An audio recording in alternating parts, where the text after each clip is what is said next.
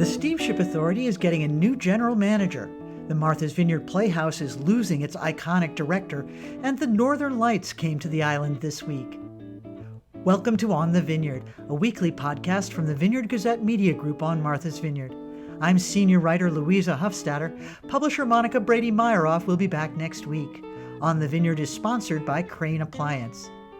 This week's newspaper and our website are both packed with news and photography, including some glorious shots of Tuesday night's Aurora Borealis by our photo editor Ray Ewing. On Sunday, we'll post more gorgeous island scenery from photographer Tim Johnson, who prowls the vineyard every week for a seasonal slideshow you can see only at vineyardgazette.com.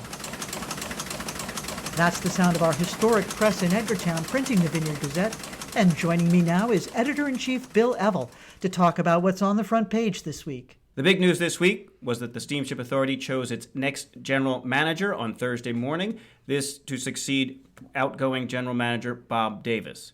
Reporter Louisa Hufstadter was in Falmouth last week, where they interviewed the two finalists, one internal candidate and one outside candidate, and on Thursday they made their choice. Louisa, you want to break it down for folks and have them get to know our new general manager? His name is Alex Kryska, Bill, and he comes from the San Francisco Bay Area, where he's been running a variety of different ferry systems. He ran a ferry service for Facebook at one point for their employees. He ran one for a company called Genentech. Right now he's with another company developing alternative routes around the San Francisco Bay Area, which is a very big area for water transportation, as you can imagine. He came from the Bay Area last week. He made a great impression on the Steamship Authority board for his enthusiasm and because he had many positive things to say about the organization, including that he viewed working there as kind of a capstone for his career. Thinking about the decision, I wasn't in the room or anything, but they had an internal candidate and an external candidate. But in those interviews, the internal candidate, Mark Admonson, he did say that no matter what happened, he would stay on board. He's the chief operating officer. So the organization gets a twofer in a way. It's the best of both worlds from many standpoints. And Mark Admonson actually could not be a better cheerleader for the Steamship Authority with a new general manager coming in. He really spoke like a true believer during his interview last week. He was hired in 2019 after the annus horribilis of 2018, when many ferries broke down and other things were happening, and a gigantic consultation was done with a big survey of the ferry's operations. And one of the recommendations was create a chief operating officer and create a director of marine operations. Actually, that's what Mr. Amundsen was. He later became the chief operating officer. In the meantime, he's completely overhauled the engineering department, and he's fallen in love, as he said, with the Steamship Authority. That's awesome. And it is interesting to know, we call him the in-house candidate, but he hasn't been here that long. It's not like he grew up there. That's 6 years. Yes, that's a lot of time. But he came on board, as you said, after some really problematic times. The outside consultant said, you need a COO. It was fought for a bit, but then Mark arrived and began turning things around. He began turning things around in the engineering department, and then when the first chief operating officer decided to move on after a year or two, it was a fairly short stay, Mark was promoted. And he said he loves working there. He's happy to stay in his current position, which gives Alex Kryska a great leg up, but because the rest of the top management team is also pretty experienced. Mark Rossum is the treasurer controller. He's been with the organization a long time, very on top of things. And Bob Davis is staying on as an advisor in the new year as well. Great. So, of course, the steamship is everybody's favorite whipping post, but we will see what happens, and it looks like some new blood in there. Thanks for tracking the story, Louisa, and we will continue to do so. It's my pleasure. Staying with Louisa, but shifting over to the arts now. Longtime cultural ambassador and a key figure here on the island, MJ Bruder Munafo, who has been the executive director for 30 years of the Martha's Vineyard Playhouse and has done an incredible job, announced that she will retire in December. 30 years as the head, but 40 years at the Playhouse. Louisa got a chance to sit down with her and really just go over her incredible journey here, how she got here, and all the great things she's given to the island. Louisa, what kind of stuff, what are we going to miss with MJ?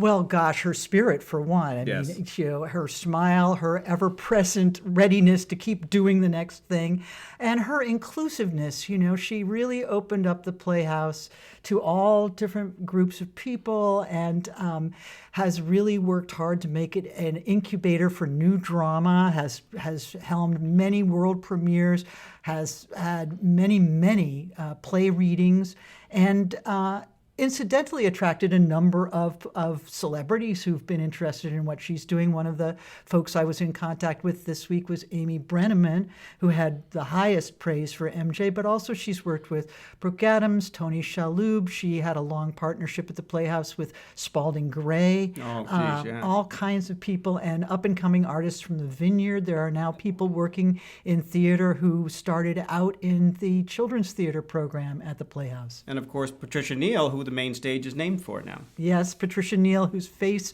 greets us when we come through the audience door for any show. MJ also told me about meeting Lillian Hellman when she was working on a production of The Children's Hour. She has really walked through history and made history on Martha's Vineyard, taking the Playhouse from a seasonal, unheated, peppy little place and turning it into a true year-round cultural institution on Martha's Vineyard. We will miss her a lot, but if I understand correctly from the Board of Directors chair, Dr. Gerald Yukovich, they're going to have a very big announcement for us soon. Wow.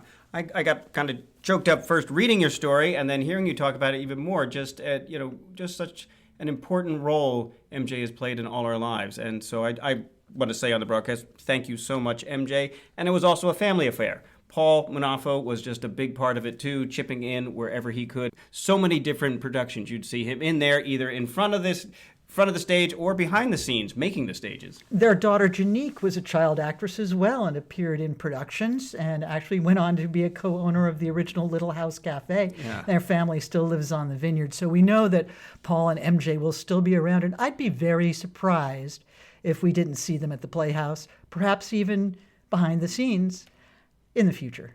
Thanks so much for lifting up such an important person in our artistic life here on the Vineyard. You can read more about these stories and all the Vineyard news for free at vineyardgazette.com. We'll close this week with a few words from legendary Vineyard Gazette editor Henry Beadle Huff, who ran the newspaper with his wife Elizabeth Bowie Huff for much of the 20th century and died in 1985. The Huffs hired my mom as a reporter in the 1950s, and they also started the Sheriff's Meadow Foundation by donating the land around their home in Edgartown. In an interview with Martha's Vineyard Museum oral historian Lindsay Lee, Henry Beadle Huff looked back on when he and his wife first came to the island in 1920 to run the Vineyard Gazette. I was, of course, from infancy familiar with the vineyard and in love with the vineyard, but I don't think I consciously related that background to work on the Gazette. It was just a challenge as to what we would find and what we would try to do. I've always felt that it would be a great mistake for anybody to approach a local newspaper with ideas that they wanted to apply. The thing to do would be to discover the needs, to discover the characteristics and what the local newspaper should represent. The words of Henry Beadle Huff, recorded by Lindsay Lee for the Martha's Vineyard Museum Oral History Project. Our theme music is from island composer and musician Michael Hayden. If you like the show, please follow us so you won't miss an episode of On the Vineyard. Thanks to our sponsor, Crane Appliance. Their appliance experts listen to your needs and help you choose the right appliances for your home. Crane Appliance, they call the Cape and Islands home. I'm Louisa Huffstadter. Thank you for listening, and please join us again for next week's On the Vineyard.